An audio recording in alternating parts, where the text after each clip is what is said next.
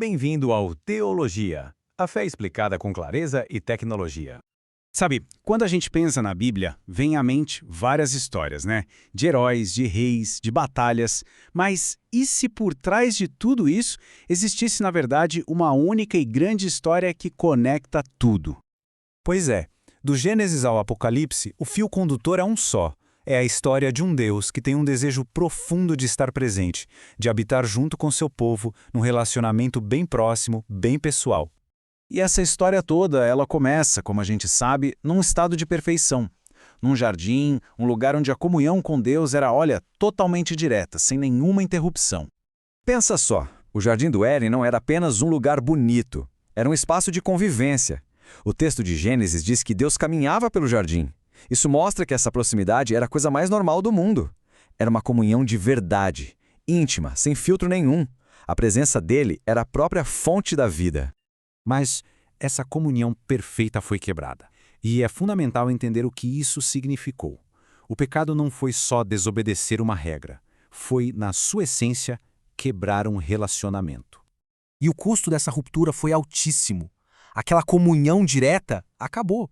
O acesso constante à presença de Deus foi perdido. A vida no jardim se transformou em exílio, um distanciamento simbolizado por essa ida para o leste, para longe do lugar da presença. Só que a história não acaba aí, de jeito nenhum. Porque logo em seguida, o próprio Deus começa a agir para restaurar essa conexão que foi perdida. Isso revela algo incrível sobre Deus. Ele não só salva a distância, ele quer estar perto. Ele deseja estar conosco. Então, por pura graça, ele inicia um plano para voltar a morar no meio do seu povo, dando passos bem claros de volta na nossa direção. E a gente consegue acompanhar essa jornada ao longo da história de Israel. A presença de Deus vai se tornando palpável. Primeiro no Sinai, com fogo e fumaça. Depois vem o tabernáculo, que era, literalmente, Deus morando numa tenda no meio do acampamento. E mais tarde, essa presença ganha um lugar mais fixo, o templo. Mas aí vem o ponto mais baixo da história, o exílio, quando a presença de Deus se retira de forma dramática. Toda essa longa jornada, de altos e baixos, nos prepara para o ponto central, o verdadeiro clímax de toda a história bíblica. Porque aqui acontece a grande virada. A morada de Deus não estava mais confinada a um edifício, a um lugar. A presença de Deus se tornou uma pessoa. Exato. Jesus não é só um símbolo da presença divina. Ele é a presença de Deus em carne e osso. O próprio nome dele, Emanuel, já diz tudo: Deus conosco. O Evangelho de João diz que ele tabernaculou entre nós, se tornando templo verdadeiro e vivo, o ponto de encontro perfeito. E se a gente pensa que a história para por aí, ela na verdade se expande de um jeito ainda mais impressionante depois da ressurreição de Jesus.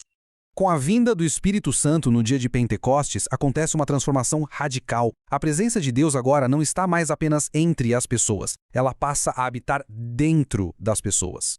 E o que isso significa? Que a igreja, o conjunto de pessoas que creem, se torna um novo templo de Deus.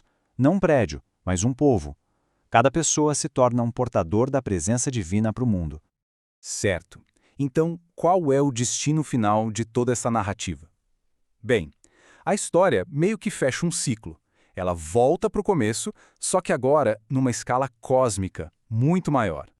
A história termina exatamente como começou, com Deus habitando plenamente com o seu povo. É a restauração final e completa de tudo aquilo que foi um dia perdido no Éden. Lá em Apocalipse, a gente lê a promessa final: o tabernáculo de Deus está com os homens. Não vai ter mais um templo físico, porque o próprio Deus vai ser o templo. A separação acaba. A dor, a morte, tudo isso fica para trás. O que resta é uma comunhão perfeita e eterna, finalmente restaurada para sempre. Do Éden até a Nova Jerusalém, a história da salvação é a história de um Deus que está sempre se aproximando. Entender que a presença relacional dele é o fio de ouro que costura a Bíblia inteira, bom, isso muda tudo. Muda a nossa fé, nossa vida e a nossa esperança. Se este vídeo te ajudou, se inscreva no canal Teologia, deixe seu like e compartilhe para que mais pessoas entendam a fé com clareza e tecnologia.